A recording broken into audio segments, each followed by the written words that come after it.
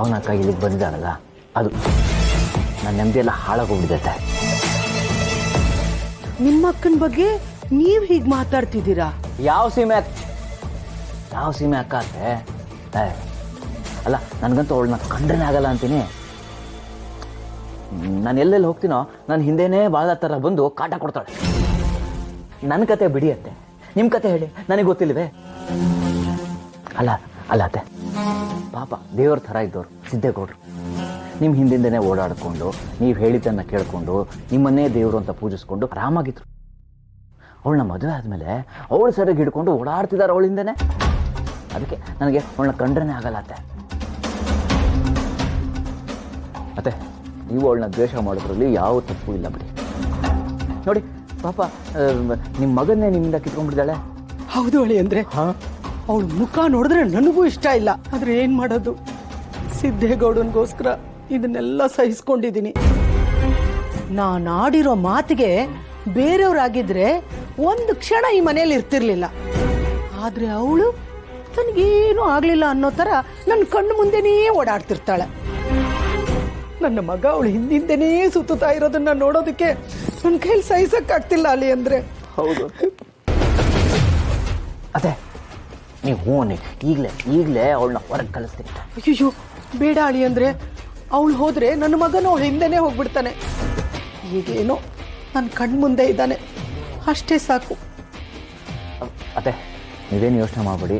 ನಿಮಗೆ ಯಾವಾಗ ಅವಳು ಈ ಮನೆಯಿಂದ ಆಚೆ ಹೋಗಬೇಕು ಅಂತ ಅನ್ಸುತ್ತೋ ನನಗೆ ಹೇಳಿ, ನಾನು ಅವಳನ್ನ ಹೊರಗೆ ಕಳಿಸ್ತೀನಿ, ನಾನು ಸಹಾಯ ಮಾಡ್ತೀನಿ. ಓಕೆನಾ? ಸರಿ ಅಳಿ ಅಂದ್ರೆ. ಅದು ಸರಿ ಅಳಿ ಅಂದ್ರೆ, ನೀವ್ಯಾಕೆ ಬೇಜಾರಾಗಿ ಕೂತಿದ್ದೀರಾ? ಅಯ್ಯೋ, ನನ್ನ ಕತೆ ಯಾರಿಗೆ ಹೇಳ್ಕೊಳ್ಳಿ ಅಕ್ಕ. ಅಂದರೆ ಅದು ನನಗೆ ಒಂದು ಬಿಸ್ನೆಸ್ ಐಡಿಯಾ ಬಂದಿದೆ. ನಾನು ಮತ್ತು ನನ್ನ ಫ್ರೆಂಡು ಇಬ್ಬರು ಶುರು ಮಾಡಬೇಕು ಅಂತಿದ್ದೀವಿ. ಆದರೆ ಅದಕ್ಕೆ 50 ಲಕ್ಷ ಬಂಡವಾಳ ಬೇಕಾಗಿದೆ. ಅವನೇನೋ 25 ಲಕ್ಷ ನಾನು ಹಾಕ್ತೀನಿ, ಅದಕ್ಕೆ ನೀನು ಹಾಕು ಅಂತ ಹೇಳಿದ್ದಾನೆ. ನಾನು 20 ಎಲ್ಲಿಂದ ತರಲಿ ಅತ್ತೆ ನಾನು? ಅಯ್ಯೋ, ಸಿಂಚನನ್ ಕೇಳೋಣ ಅಂದರೆ ಪಾಪ ಅವಳ ಪರಿಸ್ಥಿತಿ ಹೀಗಿದೆ. ನಾನು ಯಾರನ್ನು ಕೇಳೋದತ್ತೆ? ಒಂಥರ ನಂದು ನಿಮ್ಮದು ಜೀವನ ಒಂದೇ ಥರ ಆಗ್ಬಿಟ್ಟಿದೆ. ಹೇಳ್ಕೊಳಂಗಿಲ್ಲ, ಬಿಡಂಗಿಲ್ಲ, ಹಣೆ ಬರ ಅನುಭವಿಸ್ಬೇಕು ಅಷ್ಟೇ. ಈಗ ನಿಮಗೆ 25 ಲಕ್ಷ ಬೇಕಾ?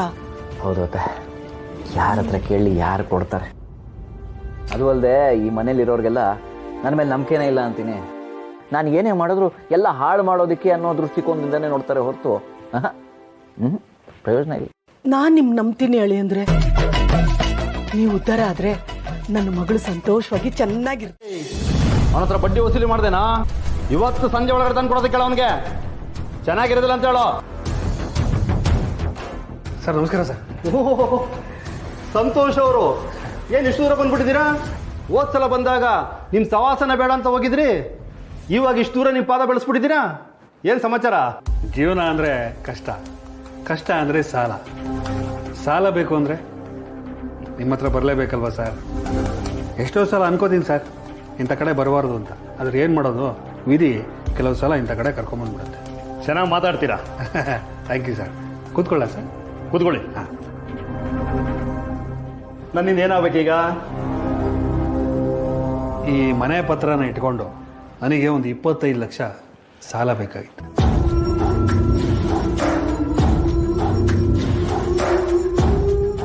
ಈ ಮನೆ ಪತ್ರ ನಿಮ್ದೇನಾ ಅಥವಾ ಹೋದ್ಸಲ ತಂದು ಕೊಟ್ರಲ್ಲ ಅಥವಾ ಬೇರೆಯವ್ರದ್ದೇನೋ ತಂದು ಕೊಡ್ತಾ ಇದ್ದೀರಾ?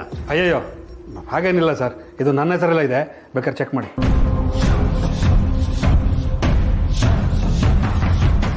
ಕರೆಕ್ಟಾಗಿದೆ ಸರ್? ಕರೆಕ್ಟಾಗಿದೆ. ಒಂದು ನಿಮಿಷ ಇರಿ.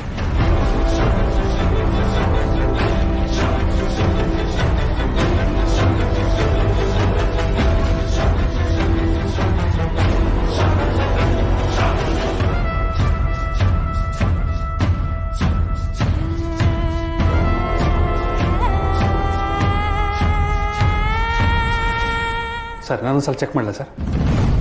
ನಾನು ಹಾಕ್ಬಿಟ್ಟು ಕೊಡ್ತೀನಿ, ಆಮೇಲೆ ಚೆಕ್ ಮಾಡ್ಕೊಳ್ಳಿ. ಹಾಂ ತೊಗೊಳ್ಳಿ.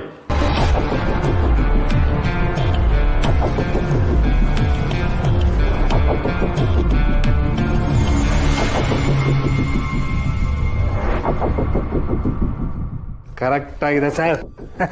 Thank you. ವಿಷಯ ತಿಂಗಳು ಕರೆಕ್ಟಾಗಿ ಬಡ್ಡಿ ಕಟ್ಟಬೇಕು. 3 ತಿಂಗಳೊಳಗಡೆ ಅಸಲನ್ನ ಕೊಡಬೇಕು. ಸರ್ 3 ತಿಂಗಳು ಯಾಕೆ ಸರ್, 3 ವಾರದಲ್ಲೇ ಅಷ್ಟು ದುಡ್ಡನ್ನ ವಾಪಸ್ ಕೊಟ್ಬಿಡ್ತೀನಿ. ಫಸ್ಟ್ ಬಡ್ಡಿ ಕೊಡೋ ಟೈಮಲ್ಲಿ ಅಷ್ಟು ದುಡ್ಡು ನಿಮ್ಮ ಹತ್ರ ಇರುತ್ತೆ ಸರ್. ತಗೋಬೇಕಾದ್ರೆ ಎಲ್ಲರೂ ಇದನ್ನೇ ಹೇಳ್ತಾರೆ, ಆಮೇಲೆ ತಲೆ ತಪ್ಪಿಸ್ಕೊಂಡು ತಿರುಗ್ತಾರೆ. ಸರ್ ಇದು ಸಂತೋಷ ಆ ರೀತಿ ಅಲ್ಲ ಸರ್. ನಾನು ನೋಡಿದ್ದೀನಿ.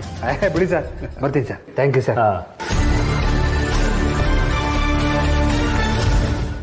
ಅತ್ತೆ ಒಡವೆನ ತೊಗೊಂಡು ಬಂದೆ.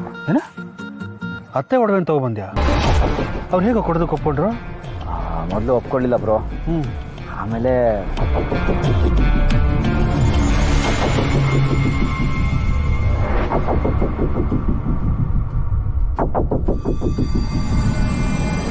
ಪರವಾಗಿಲ್ಲ ಕಣ, ಕಿಲಾಡಿ ಆಗ್ಬಿಟ್ಟಿದೆ ನೀನು. ಹಾಂ ಅಂತೂ ದುಡ್ಡಿನ ಸೋರ್ಸ್ ಇನ್ನೊಂದು ಕಡೆ ಹುಡ್ಕೊಂಡು ಅನಿಸ್ತಾ ಇದೆ.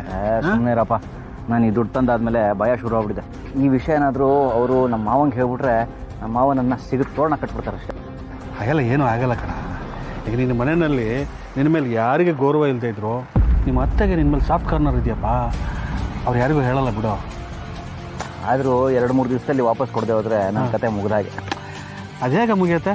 ಮುಗಿದಕ್ಕೆ ನಾನು ಬಿಡ್ತೀನಣ್ಣ. ಈಗ ಹೋಗೋಣ, ಡೀಲ್ ಮುಗಿಸಿ ನೀನು ಒಡವೆ ಬೇಕಾದ್ರೆ ವಾಪಸ್ ತೊಗೊಂಡು ಕೊಟ್ಬಿಡು.